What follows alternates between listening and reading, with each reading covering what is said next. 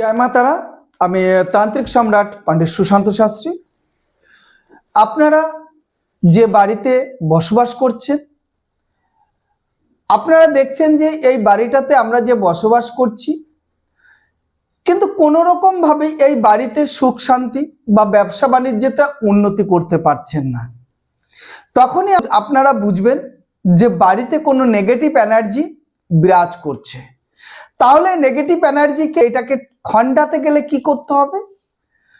আগে বাস্তু দোষ আছে কিনা সেই বাস্তু দোষকে আগে জানতে হবে এবং একটা সুপারদর্শী তান্ত্রিক হোক, জ্যোতিষী হোক বা যারা বাস্তুকে নিয়ে গবেষণা করে, একটা সুপারদর্শীকে দিয়ে এই বাস্তুটাকে আগে টেস্ট করাতে হবে যে আমার বাস্তুটা সঠিক আছে কিনা। আমি যে ঘরটায় বসবাস করছি সেই ঘরটা ঠিক আছে কিনা। আমি যে বাড়িটা বানিয়েছি সেই বাড়িটাতে পায়খানা বাথরুমটা কোন দিকে আছে, রান্নাঘরটা কোন দিকে আছে, আমার শয়নকক্ষ কোন দিকে আছে এবং আমার জলের ট্যাঙ্কিটা কোথায় আছে। আমি যে হাত ধুচ্ছি, হ্যাঁ খাবার পরে হ্যান্ড ওয়াশটা করছি, সেই হ্যান্ড ওয়াশটার জায়গাটা কোন দিকটায় রয়েছে, বেসিনটা কোন দিকে রয়েছে। দেখতে হবে যে আপনার প্রবেশ যে দরজা আছে সেই প্রবেশ দরজাটা কোন দিকে কিভাবে আছে, বা আপনার আউট যে দরজাটা, আউট দরজাটা কোন দিকে আছে। দেখতে হবে আপনাদের সবসময় দেখতে হবে একটা জিনিস, যে বাস্তুটাকে ঠিক রাখার জন্য আমাদের কিন্তু অনেক জিনিস, বাস্তুটাকে ঠিক রাখার জন্য অনেক জিনিস চিন্তা করে আমাদের কিন্তু বসবাসের জায়গাটাকে শান্ত রাখতে হবে। যেমন ঘরের সামনে আমরা একটা টব রাখতে পারি, তুলসী গাছ রাখতে পারি, মন্দির বানাতে পারি। তদ্রূপ আমাদের যে সবথেকে ভালো যে জিনিসটা হয়, আমরা ঘরের সামনে এলোভেলো করে জুতো রেখে দিই, ঝাঁটা রেখে দিই। এইসব জিনিসগুলো আগে দেখতে হবে যে আমার বাড়িটা আমি এত সুন্দরভাবে বানিয়েছি, কিন্তু আমার বাড়িটা আমি ভালো ব্যবসা করতে পারছি না, কের সঙ্গে ভালো রিলেশন রাখতে পারছি না, অকারণে অশান্তি হয়ে যাচ্ছে, বাড়ির মধ্যে অশান্তি হয়ে যাচ্ছে। আগে বাড়িটার এই যে পজিশনগুলো আছে, এই ছোট্ট ছোট্ট জিনিসগুলোকে যদি না ধ্যান দেওয়া হয়, তাহলে আপনি যতই চেষ্টা করুন না কেন বাড়িতে একত্র থাকার জন্য, দেখুন বাড়িতে সবসময় বাস্তুকে শান্ত রাখতে গেলে কি করতে হয়? পরিবারের সকলের সঙ্গে একটা সুসম্পর্ক থাকার দরকার। সবাই মিলে একসঙ্গে খাওয়া দাওয়া করুন, সবাই মিলে একসঙ্গে হাসি ঠাট্টা, সন্ধেবেলা গল্প করুন, এক জায়গাটায় বসে টিভি দেখুন। এই কথাগুলো সবাই কিন্তু বলে যে এই সব জিনিসগুলো যদি অ্যাডজাস্টমেন্ট থাকে তাহলে বাস্তু দোষ আসার সম্ভাবনা হয় না। কিন্তু যদি অরিজিনাল যদি আপনার বাড়িতে যদি বাস্তু দোষ থাকে, তাহলে আপনি যতই ফ্যামিলির সবার সঙ্গে মিশতে চান, বাস্তু দোষের কারণে ছোট্ট ছোট্ট কারণে কিন্তু ঝগড়াঝাটি, অশান্তি শুরু হয়ে যাবে। বাস্তু দোষের কারণে কিন্তু সংসারে অশান্তি যেমন থাকবে, রোগ ভোগের সৃষ্টি হবে। বাস্তুর যদি আপনার খারাপ থাকে তাহলে কি হবে?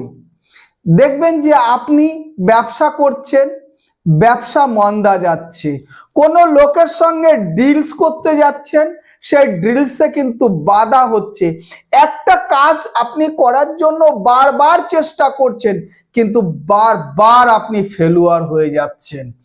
তার মানে তখন আপনি বুঝতে হবে যে আমি এত সুন্দরভাবে প্রেজেন্ট করছি, এত সুন্দর খাটছি, এত সুন্দরভাবে আমি সেটাকে সবার সামনে সারপ্রাইজ করছি, কিন্তু আমার কাজটা হচ্ছে না। আপনি চেষ্টা করছেন, এর ধার দিয়ে থিওরি নিচ্ছেন, ওর ধার দিয়ে থিওরি নিচ্ছেন, ওর ধার দিয়ে সলা পরামর্শ করে আপনি সেই কাজটা, যে কাজটাই দেখা গেল কি আর একজন অনায়াসে করে ফেলছে, আপনি তাকে ফলো করে সেই কাজটার দিকে আগাচ্ছেন, কিন্তু আপনার কাজটা আনসাকসেস হয়ে যাচ্ছে, আপনি সাকসেস করতে পারছেন না। আপনি মাথায় হাত দিয়ে বসে আছেন যে কি করবেন। আপনি ব্যবসাটাকে দাঁড়া করানোর জন্য এই পজিশনে এত ইনভেস্ট করেছেন, এত অর্থ আপনি ব্যয় করেছেন, কিন্তু আপনি ব্যবসাটাকে দাঁড়া করাতে পারছেন না। তখন আপনি নিশ্চিতভাবে শান্তভাবে চিন্তা ভাবনা করে আগে দেখবেন যে আপনি কোনো একটা ভালো জ্যোতিষী বা ভালো তান্ত্রিক যারা বাস্তু নিয়ে গবেষণা করে, ওই একজন জ্যোতিষী পড়েছে চেম্বারে বসে, হ্যাঁ আমি বাস্তু জানি, সেরকম দেখলে হবে না। যারা দীর্ঘদিন বাস্তু নিয়ে কাজ করে আসছে, বাস্তুকে বাড়ির মধ্যে হোম যজ্ঞ করছে, গৃহ শান্তি হোম যজ্ঞ করছে, স্বস্তি শাস্তিনী হোম যজ্ঞ করছে, হ্যাঁ এর সঙ্গে কিন্তু যে ব্রাহ্মণ বা পণ্ডিতজিকে নেবেন, সে অনেক ব্রাহ্মণই তো পুজো পাঠের জন্য হোম যজ্ঞ করছে, সেই ব্রাহ্মণকে দিয়ে করলেও কিন্তু হবে কি না সেটা আগে জানতে হবে। সেই ব্রাহ্মণ কি বাস্তু সম্পর্কে সচেতন আছে কিনা, বা সে বাস্তুর কোনো কাজ করতে পারে কিনা। হ্যাঁ সে পুজো পাঠ করতে পারে, ভালো দুর্গা পুজো করতে পারে, কালী পুজো করতে পারে, তা বলে যে সে বাস্তুকে খণ্ডন করতে পারবে বা বাস্তু দোষ কাটাতে পারবে এমন কোনো ব্যাপার নেই। কিন্তু আগে জানতে হবে যারা বাস্তু নিয়ে গবেষণা করছে বা যারা বাস্তুর ব্যাপারটা ভালো বোঝে, আপনার বাড়িতে আসলে সে পা দিলেই বুঝতে পারবে যে আপনার বাড়ির বাস্তুতে এখানে এখানে সমস্যা আছে, তাহলেই তাকে দিয়ে কিন্তু এই বাস্তু দোষটাকে কাটানো সম্ভব হবে।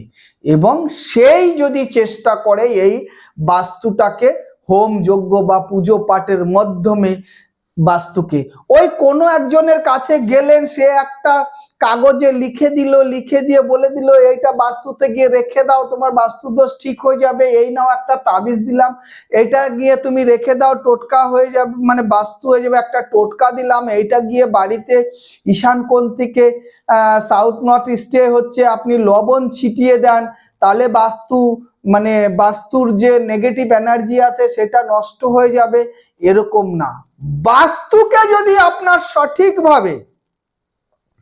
সঠিকভাবে বাস্তুকে যদি ঠিক রাখতে হয়, তাহলে আপনার বাড়িতে কিন্তু বাস্তুর জন্য হোম যজ্ঞ করেই কিন্তু আপনাকে বাস্তু দোষকে ঠিক রাখতে হবে। এবং আপনার বাড়ির উপরে যদি কেউ যদি কোনো কালা জাদুটোনা করে থাকে, তাহলে কিন্তু একমাত্র ওই হোম যজ্ঞের মাধ্যমেই কিন্তু আপনার বাড়িতে বসে যদি হোম যজ্ঞ করে যদি বাস্তু দোষ খণ্ডন করা যায়, তাহলে সেটা সঠিক সিদ্ধান্ত হবে। তাহলে আপনারা এরকম ভাবে যদি দেখেন যে আপনার বাড়িতে এরকম অকারণে অশান্তি, ব্যবসায় লস বা পারিপার্শ্বিকের সঙ্গে অশান্তিতে জড়িয়ে যাচ্ছেন, কোনো কাজের জন্য আপনার এনার্জি আসছে না, কোনো কাজ করতে গেলে মাথা গরম হয়ে যাচ্ছে, ছোটখাটো ব্যাপারে অশান্তি শুরু হয়ে যাচ্ছে, তাহলে কিন্তু আপনি একজন ভালো মানে ভালো একজন জ্যোতিষী বা তান্ত্রিক বা যে বাস্তুর জন্য কাজ জানে, বাস্তু স্পেশালিস্ট, তাদের বাস্তুটা দেখিয়ে বাস্তু ক্রিয়া করে আপনি ব্যবসা বাণিজ্য শুরু করে দিন, নিশ্চিত দেখবেন আপনার বাস্তু বা ব্যবসা বাণিজ্য সঠিক চলছে। যাক, আজকে বাস্তু নিয়ে এইটুকুনই। আরো সামনে নতুন নতুন ভিডিও পাওয়ার জন্য আমার বেল আইকনটাকে ক্লিক করবেন এবং সম্পূর্ণ ভিডিওটা দেখার জন্য সবাইকে অজস্র ধন্যবাদ, প্রণাম। এবং এই ভিডিওটাকে একটু লাইক শেয়ার সাবস্ক্রাইবার করে দেবেন যাতে সবার কাছে পৌঁছায়, সবার জন্য বাস্তুতে নেগেটিভটাকে যেন কাটাতে পারে, এই কামনাই করছি। জয় মা তারা, জয় মা তারা, জয় মা তারা।